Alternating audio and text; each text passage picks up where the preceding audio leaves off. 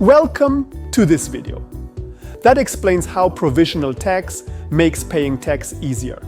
Whether you're a freelancer, an individual taxpayer who receives income other than a salary, or a business owner.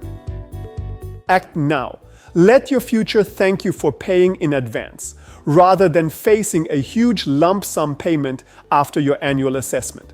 Let's explain what provisional tax is. Provisional tax forms an essential part of the income tax system, and it allows you to make 2 payments each year to SARS on income not subjected to pay as you earn. To prepare for your submission and payment of a provisional tax return, also known as a IRP6, you will estimate your yearly taxable income and pay tax in advance every 6 months. These advance payments are then subtracted from your final tax debt, helping you stay one step ahead and avoid penalties. Important timelines. Provisional tax returns must be submitted and paid as follows.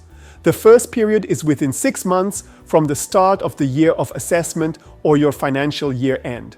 The second period is on or before the final day of the year of assessment or your financial year end. The third period is optional and occurs 7 months after the year of assessment, depending on the company's financial year end. This allows you to use your actual financials to prevent understatement penalties. To submit a provisional tax return and payment, navigate to the Provisional Tax work page on SARS e-filing. Select the relevant tax period and complete the return with the estimated taxable income, then make the payment as required. Non-payment of provisional tax can result in penalties and interest charges. Provisional tax isn't just a legal requirement. It's a smart move for anyone looking to take control of their tax compliance. Stay ahead, stay prepared. Need help? SARS offers various support channels, from their website to an AI virtual assistant. Tax help is just a click away. SARS at your service.